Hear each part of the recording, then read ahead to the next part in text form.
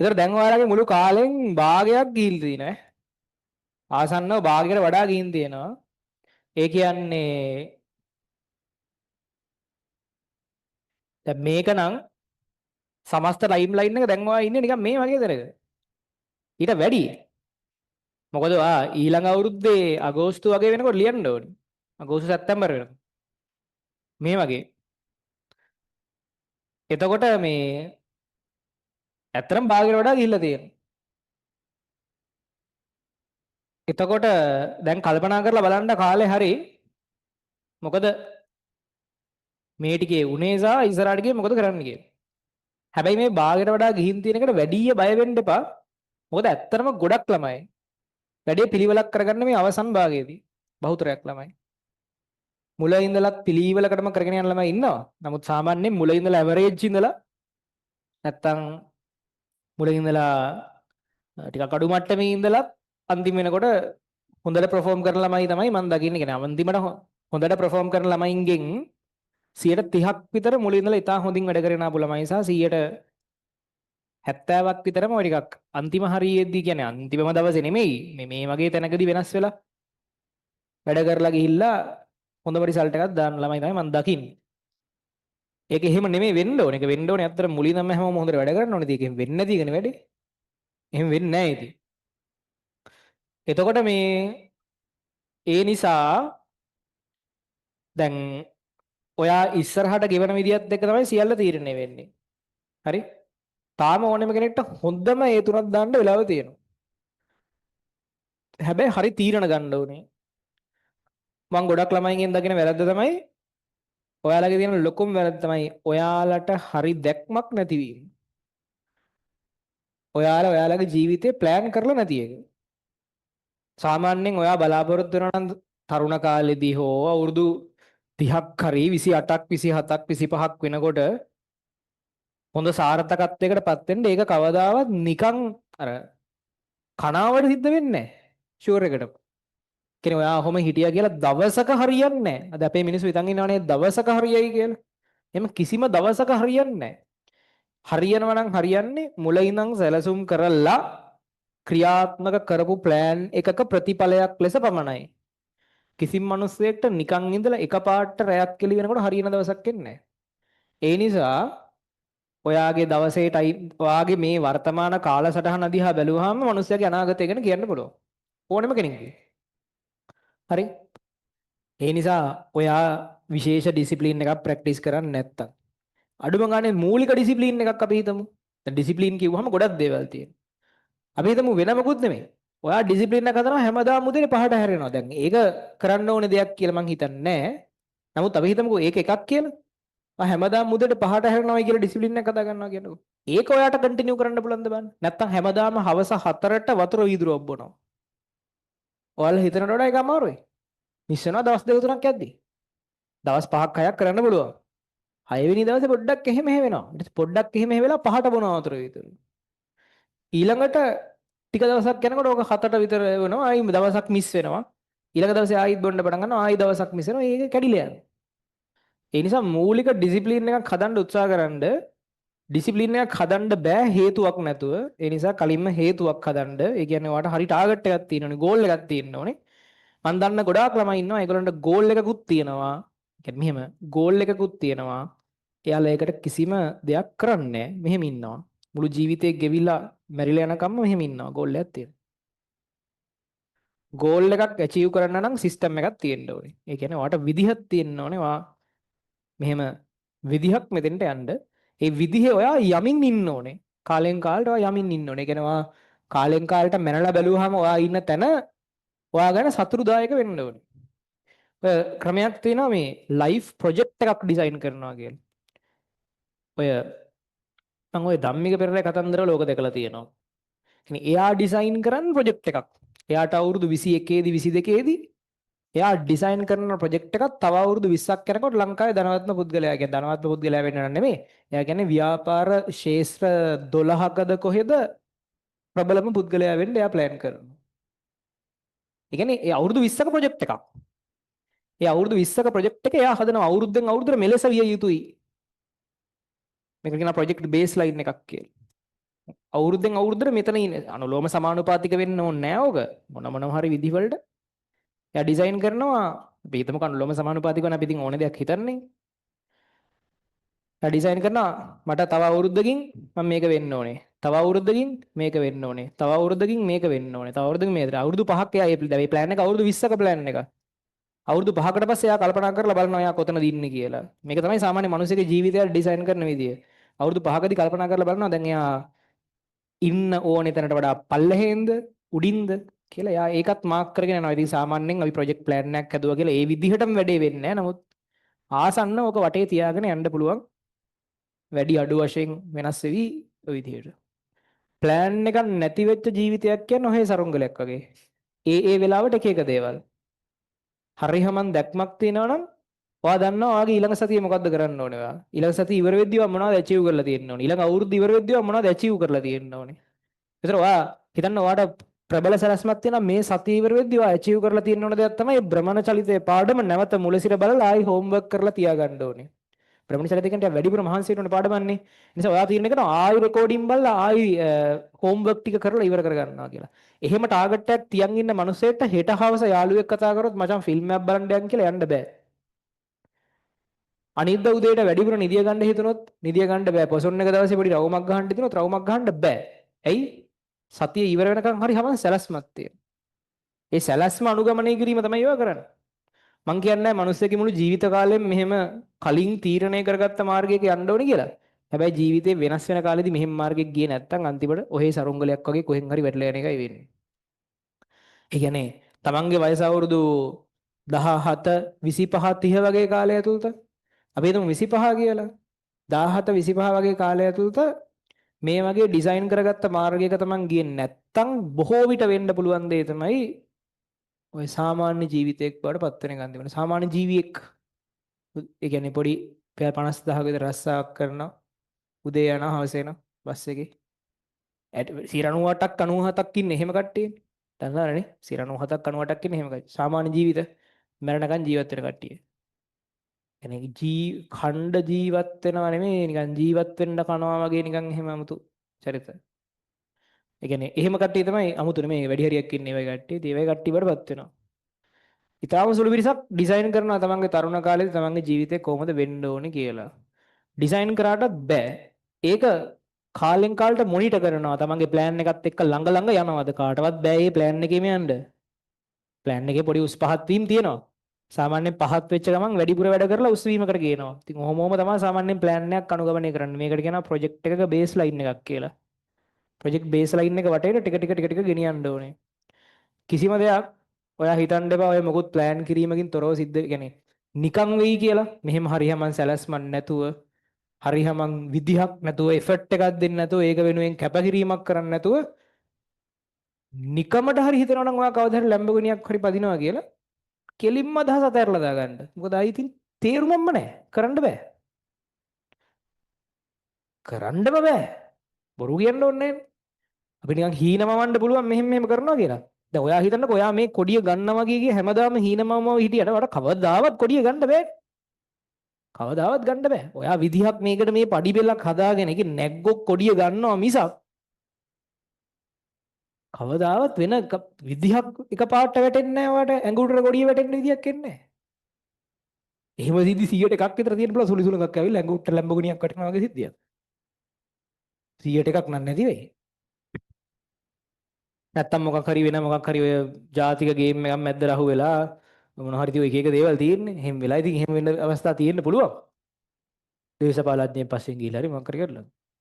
ටික දවසකට හිරේ යනකල් ලැම්බෝගිනිය යන්න පුළුවන්. හරිද? එතකොට එහෙම පුළුවන්. මේ ඒ නිසා විදිහක් හදන්න දැන්. තාමත් Tamanගේ ජීවිතේ අනාගතය ගැන ප්ලෑන් එකක් නැත්නම් ඒක දැන් පටන් ගන්න. මොකද තව පරක්කු වැඩි වෙන්න එපා. තව පරක්කු වුණොත් හරි අමාරුයි. වෙනස් වෙන කාලෙදී ඒක වැදගත් වෙන්න ඕනේ. ඔයා දැනගෙන ඉන්න ඕනේ අවුරුදු 21 දී හරියට මොනවද කරන්නේ 22 දී මොනවද 23 දී මොනවද 24. එහෙම ප්ලෑන් කරාම ඒක පොඩ්ඩක් එහා මෙහා වෙන්න පුළුවන්. හරියටම වෙන්නේ නැහැ. නමුත් අපි ප්ලෑන් එක යනවානේ. නිකන් හරියන්නේ නැහැ. නිකන් හරියන්නේ නැහැ. ඒ නිසා අවුරුදු 20ක විතර ප්ලෑන් එක 20ක් බැයි නම් 10ක හදන්නකෝ. සාමාන්‍යයෙන් එහෙම හරියන මිනිස්සු ඔක්කොම එහෙම ප්ලෑන් කරලා කරන මිනිස්සු තමයි. එතකොට 10ක් හදන්නකො ඊළඟ අවුරුදු 10 දී මොකද්ද කරන්න ඕනේ කියලා. එතකොට ට්‍රැක් පයින් එක අඩු වෙනවා. දැන් හිතන්නකො ඔයා ප්ලෑන් කරගෙන ඉන්නවා 2026 දෙසැම්බර් ෆස්ට් අයි එකෙන්ම ඔයාගේ විභාගේ අනිවාර්යෙන්ම ඔයා හොඳම රිසල්ට් එකක් දාලා ඉවර කරනවා. ඉතින් මේ ප්ලෑන් එක ඇතුලේ ආයෙත් තියෙනවා පොඩි පොඩි ටාස්ක්ස් කියලා. කියන්නේ දැන් ලොකු ප්ලෑන් එකක් එක එක මයිල්ස්ටෝන් එකක් එක මයිල්ස්ටෝන් එකක් තමයි 2026 A level කොට දාගන්න එක. එක එක ටාස්ක් එකක් තමයි පළවෙනි දැන් තුන්වෙනි වාර විභාගයට හොඳින් මුහුණ දීම දෙවෙනි වාර විභාගයට හොඳින් මුහුණ දීම. ඒ වගේ ආයිසරයක් පොඩි පොඩි පොඩි පොඩි ඒවා කඩනවා. කඩලා ඔහොම කඩාගෙන පස්සේ එන අන්තිම පොඩිම තැනට කියනවා ටයිම් ටේබල් එක කියලා. ඔයාලා මොකද්ද කරන්නේ? මුලින්ම ටයිම් ටේබල් එකක් හදනවා. කවදාවත් සාර්ථක වෙන්නේ නැති එකයි. ඔයාලා කරන්නේ මොකද්ද? මුලින්ම ටයිම් ටේබල් එකක් හදනවා. ඒතර අයියෝ ආයේ ටයිම් ටේබල් එක හදලා තියෙන්නේ කියලාවත් ඔයා දන්නේ නැහැ. අයියෝ ආයේ ටයිම් ටේබල් එක කරන්නේ කියලාවත් ඔයා දන්නේ නැහැ. ඊට පස්සේ දවසක් දෙකක් කරලා කරන්න හේතුවක් නැහනේ. හේතුවක් නැති හින්දා අතහැරලා දානවා. දවසක් දෙකක් කරා අතහැරලා දැම්මා. හැබැයි ඔයා දඩ ගෝල් එකක ඉන්නව නම් ඒ ගෝල් එකේ සබ් පාර්ට් එකක් නම් මේ පළවෙනි මයිල්ස්ටෝන් එක විදිහට A level ඇතුලේ කොටසක් නම් ෆිසික්ස් ලකුණු ඇතුලේ කොටසක් නම් ටයිම් ටේබල් එක නැත්තම් සබ්ජෙක්ට් තුනේ ලකුණු ඇතුලේ කොටසක් නම් ටයිම් ටේබල් එක. ඔයා දන්නවා ටයිම් ටේබල් එක අයියෝ කරන්න කියලා. ඒ ටයිම් ටේබල් එක නැත්තම් ඔයාලා කී පාරක් මෙච්චර වෙනකොට මේ අද වෙනකොට ටයිම් ටේබල් හදලාද පිළිවෙලකට වැඩක් කරනවා කියලා පටන් අරන් ගත්ත අද වෙනකන් කී පාරක් මේ අවුරුදු එක පොඩි කාලය ඇතුළත ගොඩක් පාරක් පටන් අරන් තියෙනවනේ. ඒ පටන් ගන්න කිසි දෙයක් පවතින්නත් ඒකයි. ඔයා දන්නේ අවසන් දේ මොකද්ද කියලා. ලොකු දේ. කැතුලේ කෑල්ලක් විදිහට ටයිම් ටේබල් එකක් පාවිච්චි කරලා නැහැ. ටයිම් ටේබල් එකක් කරලා තියෙනවා. ඇයි කරන්න කියලා දන්නේ නැහැ. ඒ නිසා දැන් මේවට කාලේ හරි පිළිවෙලක් කරන්න දැන්. මං කියන්නේ ලොකු ගමනක් යනවා නම් ඈ. ඒ කියන්නේ දැන් මේ කියන කතන්දරේ ගොඩක් කට්ටිය අහන් හිටියට මේවට ස්ටෙප්ස් පියවර ගන්න නැහනේ. ඒකනේ මේ ලංකාව ලෝකේ බහුතරයක් මිනිස්සු දුකින් ජීවත් වෙන්නේ තිතාසුළුතරයක් සතුටින් ජීවත් වෙන්නේත් ඒකනේ. ඒ නිසා කියන දේ අහලා මෙතනින් ළමයි 50ක් හරි හැදුනොත් ඒක ලොකු දෙයක්. හරි? හැමෝටම මේක කියනවා. ඔයාට ඕනෙම කෙනෙක්ට මේක කරන්න පුළුවන්. කවුරු හරි තීරණය කරනොත් එහෙනම් මම මේ එෆර්ට් එකක් දරලා මගේ ජීවිතේ තව අවුරුදු 20කින් 10කින් 5කින් වෙනස් කරනවා කියලා. අවුරුදු 5ක් විතර යද්දී ඔක තමන් ලොකු ගේමක් ගහලා ඉවරයි. ඉතින් 20කම ප්ලෑන් එකක් හදන්න බැයි නම් 10ක ප්ලෑන් එකක් 5ක ප්ලෑන් එකක් 4ක ප්ලෑන් එකක් හදන්න. දෙකක විතර ප්ලෑන් එකක් හදන්න එපා. ඒ කියන්නේ දැන් A level විතරක් ඉවරනවා වගේ එකක් හදන්න එපා. ඒතකොට ඒකේ තේරුමක් නැති වෙලා යනවා. 10ක විතරක් හදන්න. හරිද? එතකොට මම එහෙම හදලා තියෙනවා 10ක විතර ප්ලෑන් එකක්. මට අවුරුදු 17 දී 18 දී විතර 12ක විතර ප්ලෑන් එකක් මට අවුරුදු 30 වෙනකොට මෙන්න මෙහෙම කරනවා කියලා. මෙහෙම එකක් ඩිසයින් කරගෙන ඉතින් මම මේකේ මෙහෙම ගිහින් තියෙනවා. දැන් ඒ ළඟින් යනවා මම හරියටම වගේ යනවා ඊට වඩා උඩින් යන්නේ ඇත්තටම පොඩ්ඩක්. තව අවුරුදු 3ක් විතර තියෙනවා 30 වෙන්න. එහෙම ප්ලෑන් එකක් මට තියෙනවා. හරිද? එහෙම කරගත්තොත් හරි. එහෙම නැත්තම් ප්ලෑන් එකක් හදාගත්තේ නැත්තම් අපි නිකන් කරන්නේ එක එක වෙලාවට එක එක දේවල්. මොකද්ද අපි කරන්න කියලාවත් අපි දන්නේ නැහැ. අපි ඉන්නේ කොහෙද කියලාවත් අපි දන්නේ නැහැ. එතකොට තමයි සාමාන්‍ය ජීවිතයක් විදිහට ඉවර වෙන්නේ වැඩේ. ඒ කියන්නේ මොනවා හරි කරලා ඉන්නවා ඉතින්. එහෙම ඉන්නවා එහෙම මැරිලා යන්නේ නැහැ හරිද? ඔය රසාක් කරගෙන ඉන්න පුළුවන් ෂේප් එකේ ඉන්න පුළුවන් අවුලක් නැහැ. අර විශේෂ දෙයක් කරන්න බෑ. ඉතින් විශේෂ දෙයක් කරන්න ඕනේ නැත්තම් මේ මහන්සිලා A level maths වගේ කරන්නත් ඕනේ නැහැ. ඇත්තටම. මොනවා හරි කරන්න ඕනේ ඕන තරම් දේවල් තියෙන්නේ. මේ අර මං කියන්නේ A level maths A level science කරන්න එනවා කියන්නේ මෙතන කැපකිරීමන්නේ. ඒ කැපකිරීමට ඔයා පටන් ගත්තා නම් ඒකට වටිනාකමක් දෙලිවර් කරන්න. හොඳ වටිනාකමක් දෙලිවර් කරන්න. ඉතින් ඕක අතරමැද්දදී නිදිය ගන්න වෙන්නේ නැති රෑවල් බඩගින්න ඉන්න වෙන දවස් වැඩේ හරියට කරගන්න බැරි වෙන දවස් සතුරු දවස් දුක දවස් ඕවා ඉතින් අනිවාර්යෙන් තියෙයි. ඒවා ඉතින් සාමාන්‍ය දේවල්. වැඩිපුර එෆර්ට් එකක් දරන්න වෙච්ච දවස්. එහෙම ඉතින් මේ ප්ලෑන් එක වැඩ කරද්දී එහෙම දැන් මට ඊයර 3ට තමයි නිදිය ගන්න උනේ. 3:00මාට නිදිය ගන්න උනේ. ඉතින් අද මං ආයෙසරක් 6:00මාට 4 ඇරලා ආවා. 6:00මාට විතර ඇරලා ආවා. එහෙම තමයි. සමහර දවස් එහෙම තියෙන්න පුළුවන්. සාමාන්‍යයි.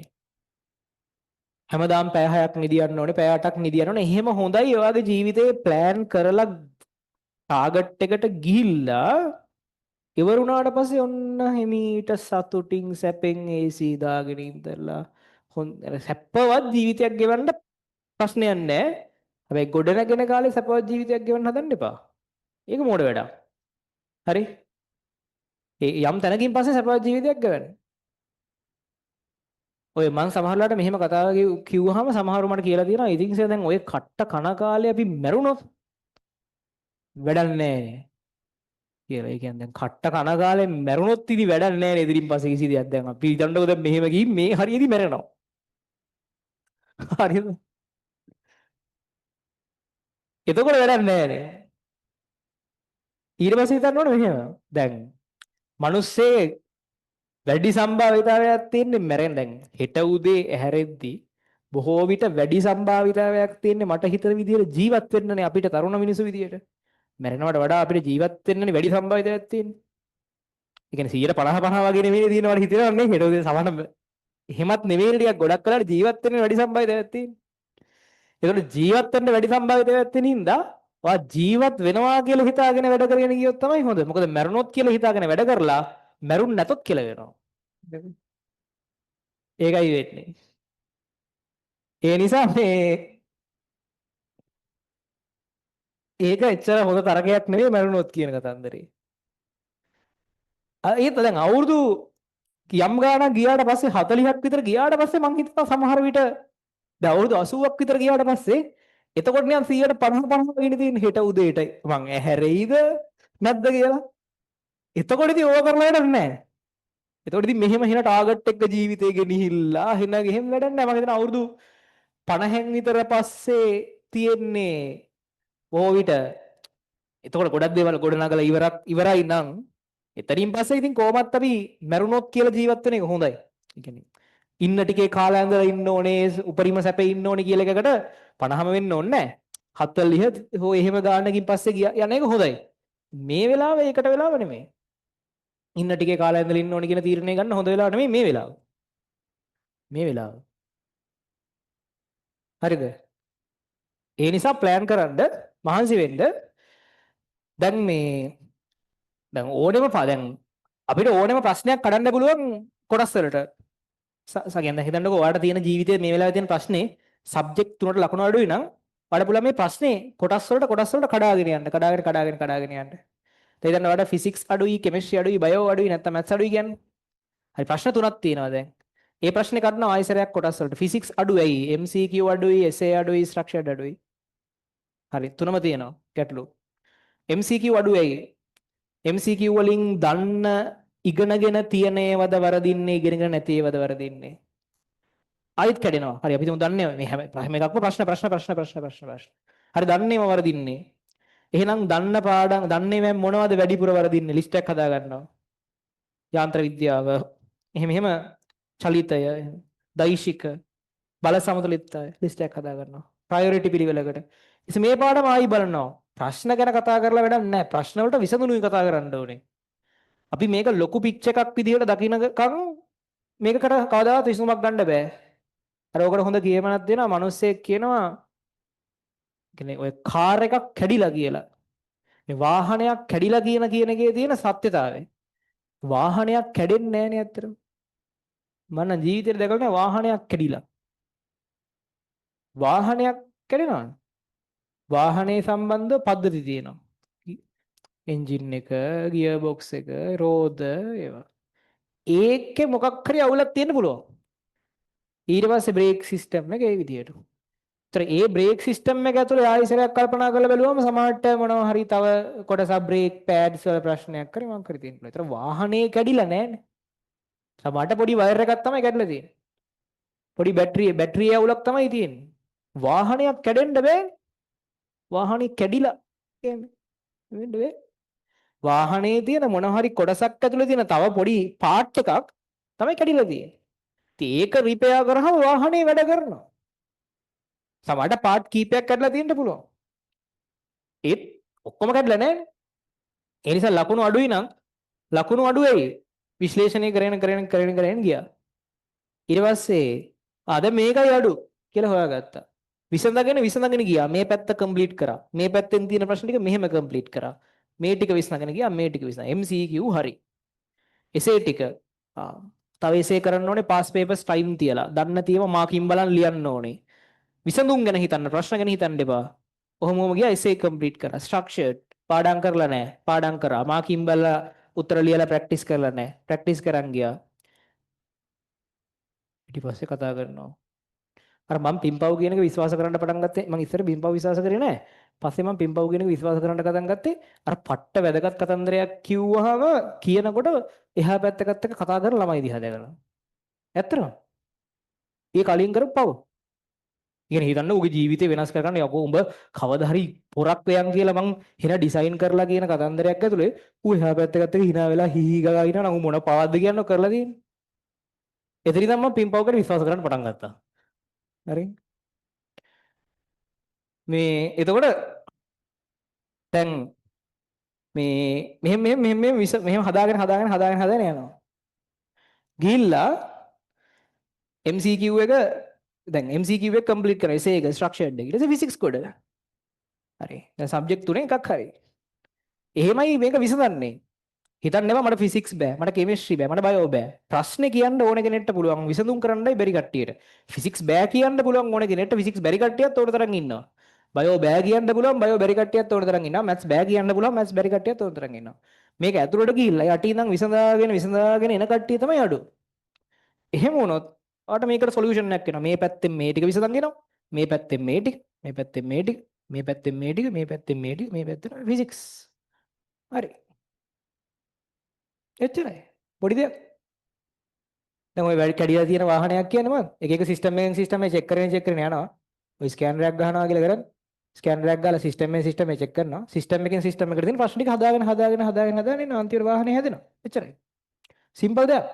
වාහනේ කැඩිලා කියලා හිතුවොත් මොකුත් කරන්න බෑ. ඊට පස්සේ ඔහොම යනවා සබ්ජෙක්ට් එක පුළුවන්. හරි ඕනෙම එකට හරි ප්‍රොසෙස් එකක් තියෙනවා. හරි විදිහක් තියෙනවා. හැබැයි ඉතින් මේ ටික කරන්න ඩිසයිර් එකක් තියෙනවා. ඒ කියන්නේ අවශ්‍යතාවයක් තියෙන්න ඕනේ. ඩිසිප්ලින් එකක් තියෙන්න ඕනේ. ඩිසිප්ලින් එකක් ඕනේ අවශ්‍යතාවයක් තියෙන්න. දැන් කාට හරි වාහනයක් හදන්න ඕන නැත්නම් ඌ ඒක හදන්නේ නැහැ. කැඩිච්ච වාහනයක් තියෙන එක හදන්න ඕන කම නැති එකෙක් ඉන්නවා. ඉතින් ඌට විශේෂ අවශ්‍යතාවයක් නැහැ වාහනේ හදන එකේ. ඉතින් වාහනේ හදන්නේ නැහැ. ඒ වගේ තමයි. ඩිසයිර් එකක් තියෙන්න ඕනේ, ඩිසිප්ලින් එකක් තියෙන්න ඕනේ. ඒ දෙක කරගත්තට පස්සේ සරලව ෆිසික්ස් ගොඩ, කෙමිස්ට්‍රි ගොඩ, බයෝ ගොඩ. ගොඩ නෙමෙයි 100න් 100 දැම්ම හැකිය. හරිද? හරියට මහන්සි වුණොත්. ඊට පස්සේ පොඩි ප්‍රතිශත දෝෂයක් ඇවිල්ලා 100න් 99ක් 98ක් වෙයි. ඕනේ මිනිස්සෙට වරදින්න පුළුවන් නේ. දැන් දොස්තරලට වුණත් වරදින්න පුළුවන්, ඉංජිනේරුවන්ට වුණත් වරදින්න පුළුවන්. හරි? මේ ලෝකේ ඕනෑම දෙයක් කරන ඕනෑම වෘත්තිකයට වරදින්න පුළුවන්. සාමාන්‍යයිනේ. ක්‍රිකට් ගහන මිනිස්සුන්ට වරදින හින්දා නේ මිනිස්සු අවුට් වෙන්නේ. නේද? බෝල් කරන මිනිස්සයා මුළු ජීවිතේම බෝල් කරන්න ප්‍රැක්ටිස් කරලා පොර ගිහින් මැච් එකේ වයිට් දාන්නේ නැද්ද? දානවනේ. නෝ බෝල් දාන්නේ නැද්ද? දානවා. ඉතින් ඕනෑම දෙයක් කරන මිනිස්සුන්ට වරදින්න පුළුවන්. යම් ප්‍රතිශතයකට වරදින්න පුළුවන්. මේ මොකද වෛද්‍යවරයෙක් වුණත් ඉංජිනේරුවෙක් වුණත් ශිෂ්‍යයෙක් වුණත් වරදින්න පුළුවන්. ඒ නිසා ඉතින් යම් ප්‍රතිශතයක් 100ට දෙකක් තුනක් වරදින්න පුළුවන්. ප්‍රොසෙස් එක හරියට කරගෙන ගිහලා 100ට 100 ටාගට් කරලා කරනවා අර වරදින දෙක තුනත් එක්ක 97ක් 98ක් එයි. එච්චරයි. ප්‍රතිශත දෝෂය කොහොමද තියෙනවා? 97ක් 98ක් වෙයි. එච්චරයි. ඒකයි ප්ලෑන් එක. එහෙම හිතන්න. තව කාලේ තියෙනවා. මේ කාලේ හරියට කළමනාකරණය කරන්න. හරියට මහන්සි වෙන්න. හරි? පිළිවෙලක් හදන්න. ගෙදර ගිහිල්ලා පිළිවෙලක් හදන්න. ප්‍රොජෙක්ට් එකක් හදන්න. අවුරුදු 20ක සැලැස්ම. හරියටම පෞද්ගලික ජීවිතේ, වෘත්තීය ජීවිතේ ඔක්කොම. අවුරුදු 20ක සැලැස්ම. ඒ අවුරුදු 20 මොනිටර් කරගෙන යන්න. මෙහෙම. එහෙම නැතොත් හුලඟට ගියපු සරුංගලේ වගේ. එහෙ යනවා මෙහෙ යනවා. මොකුත් විශේෂ දැක්මක් නැහැ. ඔය කොහේ හරි ගිහින් නැවතිලා ඉන්නවා. ඉතින් මැරෙනකම් ජීවත් වෙනවා. හීන ටික මැරෙනවා අවුරුදු 25න් විතර එතකොට. ඊට පස්සේ හීනයක් නැහැ. මැරෙනකම් කනවා. කැම ටිකක් කනවා එච්චරයි. එහෙම නැති වුණාම. හරි? හරි. ඔය ළමයින්ට මේ දවස්වල ඔයාලට තියෙන ප්‍රශ්න හින්දා මම මේක කියන්නේ. විවිධාකාරයේ ගැටලු තියෙන හින්දා මම මේක කියන්නේ. ඔයාලට ඕනේ කෙනෙක්ට මේක ගොඩ දාන්න පුළුවන් දැන්. හරි ප්ලෑන් එකකට මේක කරන්න. ප්ලෑන් එකකට කරන්න. ඉතින් ඒකට ඩිසිප්ලින් එකක් ඕනේ. ඩිසිප්ලින් එකක් හදන්න මම කියන වතුර සිස්ටම් එක වර්ධ වෙන්න. හැමදාම හවස 4ට වතුර විදුරක් බොන්න. කලින්. හැමදාම හවස 4ට. අන්න ඩිසිප්ලින්. සතියක් කරන්න පට්ටම අමාරුයි. එක දවසක් හරි මිස් වෙනවා. මොකක් හරි හින්දා මිස් වෙනවා එක දවසක් හරි. හරි කොහොම හරි අමාරුවෙන් කරා කියන්නේ සති දෙකක්, සති තුනක්, සති හතරක් කරන්න. ඔන්න වැඩේ හැබිට් එකක්. ඊට පස්සේ පස්වෙනි සතියේ යද්දී ඔයාට ඒ වෙලාවට වතුර බිව්වේ නැත්තම් ඔයාට මතක් වෙනවා. මම වතුර බොන වෙලාවනේ. කියලා මතක් වෙනවා. ඒක තමයි ඩිසිප්ලින් එක කියන්නේ. හරිද? මම පස්වෙනි සතියේ යද්දී ඔයාට වතුර වීදුර මිස් වෙද්දි ඩක් ගාලා මතක් වෙනවා. මම දැන් වතුර බොන වෙලාවනේ. ඔය කේසිරිස මට කියලා තියෙනවා මේ කේසිරිස ඒ කාලේ පුරුදු වෙලා තියෙනවා ඩිසිප්ලින් එකක් විතර උදේ 4ට හැරෙන්න හරිද? උදේ 4ට හැරෙන්න කේසිරිස. එයා ඒක කොච්චර ජීවිතේ ඩිසිප්ලින් එකක් කරගෙන තියනවද කියනවනම් දැන් ගොඩක් පන්ති කරන්නේ නැහැ ගොඩක් එක දෙකන්නේ කරන්නේ මේ පැත්තේ යා වෙන දැන් නිදහසේ ඉන්නවනේ. අදටත් උදේ 4ට හැරෙනවා. මේ කාලේ පුරුදු වෙච්ච විදියට අවුරුදු 20ක් 30ක් 40ක් විතර 4ට හැරුණානේ ඩිසිප්ලින් එකක් විදියට. අදට 4යි 1 වෙද්දි ඔටෝ හැරෙනවලු. හිතන්නකෝ මේ පුරුදු කියන ඒවා ජීවිතේට බලපාන විදිය. පුරුදු කියන ඒවා ජීවිතේට එන විදිය. දැන් මිනිස්සෙට 4ට හැරෙනවා කියන්නේ දුකක්නේ. කට්ටක්නේ. ඉතින් ඒක පුරුදු වුණාට පස්සේ දැන් එයා කොහොමද 4ට හැරෙන්නේ? දැන් එයාට ඒක දුකක් නෙමෙයි කට්ටක් නෙමෙයි. එයාගේ කියන්නේ ලයිෆ් එකේ ඩේ එක ප්ලෑන් කරලා තියෙන්නේ මේ විදියට. එහෙම. ඒ වගේ ඕනේ දෙයක් දැන් වතුර වීදුර බොන සීන් එකෙන් ඔයාලට තේරෙයි. මාසයක් වතුර වීදුරක් බොන්න 31 වෙනි දවසේ. ඔකට හරියටම කියන්නේ 21ක් ඕනේ කියලා දවස්. දවස් 21ක් බිව්වට පස්සේ 22 වෙනි දවසේ 4ට වතුර වීදුර බිව්වේ නැත්නම් ඔයාලට මතක් වෙනවා ඔයා කොහොම වතුර බිව්වේ නැහැ නේ කියලා හවස 4ට. එහෙම තමයි හැබිට් එකක් පුරුදු වෙන්නේ. ඒවත් එක හදන්න පුළුවන්. ඔයාලා දකින්නවනේ සමහරවිට අධික මීටර කියලා ඩයල් ඉන්නවා. ඒ අධික මීටර කියලා ඩයල් જાතියක් නැහැ. පොඩි කාලේ ඉඳන් වැඩ කරන හැබිට් එකක් හදපෙවුන් ඉන්න අන්න උන් තමයි අධික මීටර කියන ඩයල්. 3ේදී 4ේදීම ගෙදර ඇවිල්ලා ඉස්කෝලේ ගිහිල්ලා ගෙදර ඇවිල්ලා පැය දෙකක් පාඩම් කරන ළමයි ඉන්නවා. අන්න උන් තමයි අධික මීටර වෙන්නේ පස්සේ. හැබිට් එකනේ. එතකොට මේ සතිය කරන ටික දැන් එයා 3 වසරෙදිත් ඒක බලලා තින්නේ. මේ දවසේ කරන ටික ගෙදර ඇවිල්ලා බලලා තියෙන්නේ. මං කියන්නේ එහෙම වෙන්න ඕනේ කියලා නෙමෙයි. මං කියන්නේ ඒගොල්ලෝගේ පැහැදිලි කිරීම මම මේ කියන්නේ. ඒතර දැන් ඒතර ඒ ලෙවල් කාලෙත් එයා ගෙදර ඇවිල්ලා පැය දෙකක් අනිවාර්යයෙන් ගන්න පිටික බලනවා. බලනවා. හැමදාම එයාට මේ පැය දෙක මිස් වෙදි සික් එක වගේ. පුරුදු වෙලානේ තියෙන්නේ. ඒතර ඒක කරන්නම ඕනේ එයාට ඒක බලන්නම ඕනේ. බලන්නම ඕනේ උට අනිවාර්යෙන් මේ පැය බලන්නම ඕනේ. එච්චරයි. මේ පැය ඌට ගෙදර ඇවිල්ලා බලන්නම ඕනේ. ඔය අර එදා මෙහි ඇවිල්ලා කතා කරේ මගේ යාළුවා බුද්ධින්. ඌ ඇවිල්ලා උගේ එහෙමයක් තියෙනවා. ඌට තියෙන්නේ පැය දෙකක් නෙමෙයි ඌ විනාඩි 20යි තියෙන්නේ. හරිද? ඌට විනාඩි 20 බලන්න ඕනේ මොන හරි ඒ දවසේ කරපු එකක්. ඒ සතියේ කියන්නේ දවසේ හරි මොකක් හරි ඒ සතියේ වෙච්ච එකක් බලන්න ඕනේ ඌට. සමහර දවස්වල අපි ට්‍රිප් ගිහිල්ලා හෙන්න මුළු දවසම දඟලලා කරලා පාන්දර 2:00ට බෝඩිමට අවිල්ලා තිනවා. මූ 2:00 ඉඳන් 3 වෙනකම් පාඩම් කරනවා. කන පැලෙන්න දෙන්න පුළුවන්. හරිද? ලයිට් දාගෙන අර එහෙම තියෙනවා. ඒක හොඳ පුරුද්දක්. මොකක් හරි හැබිට් එකක් ගන්න එක. හැබිට් එකක්. ඒතර කෙලවෙන්නේ නැහැ. කෙලවෙන්නේ නැහැ එහෙම හැබිට් එකක් තියන්නේ ඉතින්. දැන් පැය භාගයක් පාඩම් කරන එක කියන්නේ අලයක් නෙමෙයිනේ. අල ඩයල් එකක් නෙමෙයි ඒ. හැබිට් එකක්. එච්චරයි.